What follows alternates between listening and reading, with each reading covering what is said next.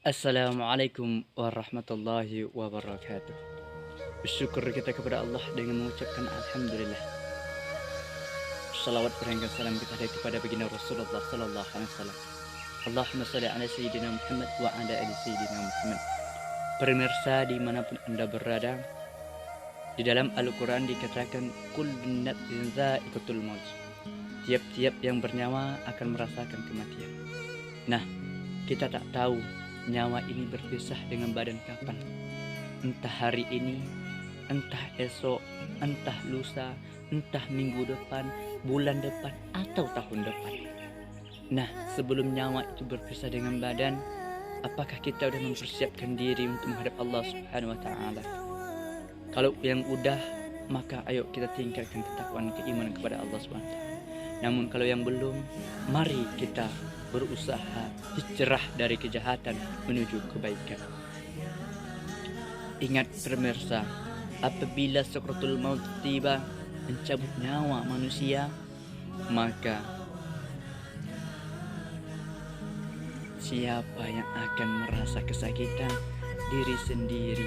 Siapa yang membantu kesakitan? Amal ibadah. Kalau kita semasa hidup hanya mempergunakan diri untuk berlomba-lomba mengumpulkan harta, mobil, rumah bertingkat, uang yang banyak, jabatan luar biasa, namun tidak kita gunakan jalan Allah Subhanahu wa Ta'ala, harta tadi yang kita miliki hanya mengantarkan ke pintu kubur. Uang yang kita miliki itu dimiliki oleh seorang anak atau istri. Mobil yang kita miliki itu hanya mengantar ke pintu kubur. Rumah yang bertingkat itu adalah nantinya digantikan dengan kuburan atau nisan yang digantikan dengan keramik yang paling tinggi tingkatnya cuma 3 atau 2, bahkan 1 saja. Itu untuk pertanda kita, bertanda kubur kita. Nah, hadirin yang dimuliakan oleh Allah Subhanahu wa Ta'ala, renungkan diri. Sejenak kita renungkan diri. Apa gunanya harta kalau kita kumpul tidak bisa membantu? Apa gunanya jabatan kalau hanya menzalimkan diri? Apa gunanya umur kalau tidak ada kita mendekatkan diri kepada Allah Subhanahu wa Ta'ala? Ingat, di akhirat tidak ada rokok ardat. Di akhirat tidak ada janda lewat. Yang ada siksaan malaikat. Pedih. Maka kita persiapkan diri. Kata Allah, wa ma khalaqatal jinna wal insa illa liya'budun. Aku ciptakan jin dan manusia senantiasa beribadah kepadaku. Beribadah. Allah berikan 1 minggu, 1 hari 5 waktu. Tidak diberi kesempatan 5 waktu: subuh, zuhur, asar, maghrib, isya. Namun tidak sempat juga Allah berikan seminggu sekali. Jumat, dalam 3 kali sholat Jumat tidak kita laksanakan, maka Allah tutupkan hati kita. Allah beri kesempatan lagi 1 tahun 2 kali Idul Fitri dan Idul Adha untuk bersujud kepada Allah, untuk bermohon kepada Allah. Tapi kita banyak sekarang sambil melamun, sambil menghayal, bahkan mau tidur menghayalkan, berebutkan, memperbanyakkan, berlomba-lomba untuk mengumpul harta dan tahta. Tapi tak sadar harta, istri, anak tercinta, bahkan kaum kerabat pun ketika kita meninggal nanti mereka menangis di hadapan kita. Mereka akan menangis sedih di hadapan kita. Mobil yang mewah tadi mengantarkan ke pintu kubur. Anak istri yang kita sayang, kita cintai tadi menangis di hadapan kubur, di pintu kubur menangis. Saudara, kerabat, kawan dekat sedih di waktu itu kita tiada. Namun beberapa hari kemudian kerabat tadi hilang rasa sedih mereka. Mereka berkumpul kembali, bercerita untuk masa depan mereka, bercerita untuk bagaimana ke depannya. Namun itu semua kita sadari, persahabatan di dunia ini kalau tidak ada gunanya, tidak saling membantu untuk kebaikan, hanya untuk kejahatan. Na'udzubillah. Saudaraku kaum muslimin, jangan kita kumpulkan harta, jangan kita kumpulkan jabatan yang merugikan kita, tapi kumpullah harta itu untuk mengajak kita ke surga Allah Subhanahu wa taala. Jangan sombong, jangan angkuh, jangan takabur kepada Allah. Semua titipan dari Allah Subhanahu wa taala. Maka gunakan itu semua. Apabila kita nanti di alam kubur, selesai di pemakaman, 7 langkah sanak saudara, istri dan kerabat tadi, dari kubur datanglah malaikat 2, Munkar dan Nakir bertanya kepada kita, Man Rabbuka wa man nabiyuka? Siapa Tuhan engkau? Siapa Nabi engkau? Masih ada pertanyaan-pertanyaan lain. Apabila kita bisa menjawab dengan lidahmu yang fasih, senantiasa kita aman cambukan-cambukan malaikat Munkar Nakir. Kalau tidak, na'udzubillah, sedih luar biasa. Cambukan malaikat lebih baik dicincang hidup-hidup semasanya daripada cambukan malaikat. Cambukan malaikat Munkar Nakir lebih tajam dari cambukan di dunia. Tapi kalau kita sadar, kita insaf, kita berdoa kepada Allah, sujud kita kepada Allah, kita bermohon kepada Allah.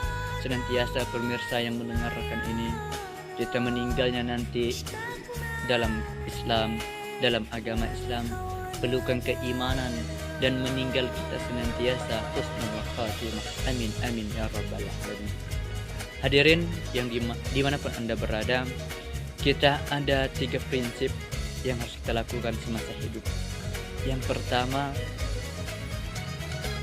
dirikan sholat. Wa aqimus sholat, dirikan sholat. Diperintahkan mendirikan sholat, maka setelah balikan, sholatlah kamu di belakang imam sebelum kamu sholatkan depan imam. Tidak ada guna semasa hidup kalau tidak mau bersujud kepada Allah. Kita ikuti imam. Imam takbir, kita takbir, kita ikuti. Dalam mengikuti itu kita belajar. Jangan sampai nantinya telah berpisah nyawa dengan badan, baru menyesal, baru menangis. Tidak ada lagi saudaraku, tidak ada lagi yang akan membantu amal ibadah yang akan membantu. Sholatlah kamu di belakang imam sebelum kamu sholatkan di depan imam. Tidak ada guna kalau kita semasa hidup tidak bersujud kepada Allah, lalu kita meninggal disolatkan di depan kita, di depan imam disolatkan, terbaring kita dengan selimut kain putih yang meliputi badan, lalu kita disolatkan. Jadi sedih diri kalau tidak mensolatkan diri. Renungkan diri, renungkan sejenak diri, sucikan hati. Apabila kita mendengar kumandangan azan, kita lalu bekerja, berhenti dalam pekerjaan, tunaikan sholat. Tidak lama saudaraku sholat itu, paling lama 20 menit. Namun kalau kita bekerja lebih dari itu tersanggup, apa gunanya kalau kita berlomba dalam kejahatan, berlomba menzalimkan diri, tidak ada pembelaan yang dia mendapatkan. Yang kedua, bersedekahlah kamu semasa hidupmu sebelum orang datang ke rumahmu untuk bersedekah. Kenapa? Kalau orang telah datang ke rumah kita untuk bersedekah, mereka datang baca Yasin, baca Al-Quran, kalam-kalam ilahi. Kalau mereka ikhlas, kalau mereka tujuan yang membacakan Yasin, Al-Quran menyebutkan nama kita, insya Allah sampai. Tapi kalau mereka baca Al-Qurannya tidak ikhlas, tidak ridho, apakah sampai? Allahu a'lam bishawab. Yang ketiga, bersedekah kamu semasa hidupmu sebelum orang datang ke rumahmu untuk bersedekah. Apa gunanya kalau semasa hidup kita sombong, angkuh di hadapan manusia, di hadapan Allah angkuh luar biasa. Mobil memiliki mewah, namun tak bisa bersedekah. Uang berlimpah, tidak bersedekah. Telah meninggal, telah wafat, datang sama saudara bersedekah kepada kita, kepada ahli wali, ahli waris, kepada kerabat bersedekah mereka. Lalu mereka bersedekah itu hanya memberikan amal jariah bagi mereka atau amal bagi mereka, tapi sampai, alhamdulillah sampai. Allahu a'lam bishawab. Dikatakan sampai kalau orang ikhlas, ridho, bersedekah sampai. Tapi kalau tak ikhlas dan ridho, luar biasa. Hadirin yang dimuliakan oleh Allah SWT, jadi renungkan diri, bersujud kita kepada Allah, bersedekah kamu semasa hidupmu sebelum orang datang ke rumahmu untuk bersedekah. Bacalah Al-Quran semasa hidupmu sebelum orang yang ke rumahmu membacakan Al-Quran. Sholatlah kamu di belakang imam sebelum kamu disolatkan depan imam. Hadirin dimanapun Anda berada, ingat anak istri tercinta itu hanya depan kubur, mobil yang kita miliki hanya mengantar ke kubur, kaum kerabat sedih cuma beberapa hari, mereka akan lupa dengan kita nanti. Kita di alam kubur sana senang, apakah kita tersiksa, apakah kita sakit di hadapan Allah, di hadapan Allah Subhanahu wa taala, apa kita lebih hina di hadapan Allah Subhanahu wa taala. Kita tak tahu di alam kubur bagaimana, karena saya belum pernah merasakan di alam kubur sana. Namun saya mengajak sanak saudaraku kaum muslimin, mari kita hijrah dalam kejahatan menuju kebaikan. Tastabikul khairat, berlomba-lomba dalam kebaikan, jangan berlomba dalam kejahatan. Ingat, dunia ini terasa luas, jalan terasa yang panjang, namun masih ada dunia yang lebih kekal. Di dunia kita hanya sementara, kampung sementara, kampung selama-lamanya dan padang mahsyar. Padang mahsyar kampung yang luas, jalan yang panjang, itu yang kita hadapi nanti menuju surga Allah Subhanahu wa taala. Semoga kita di dalam ketakwaan dan keimanan di dalam diri kita bisa kita saling bersyukur kepada Allah, selalu menyadarkan diri bahwa hidup di dunia ini sementara, tidak selama-lamanya kita berbahagia, namun kita butuh bahagia di akhirat nanti. Kejarlah duniamu, jangan lupa akhiratmu. Raihlah kemenanganmu semasa kegagalan akan datang, sebelum semasa kegagalan datang. Raihlah semasa mudamu sebelum datang masa tua. Raihlah masa jayamu sebelum datang masa menderitamu. Demikian yang dapat saya sampaikan. Saya sebagai Ustaz Alam dari Sakai mengucapkan lebih dan kurang saya mohon maaf.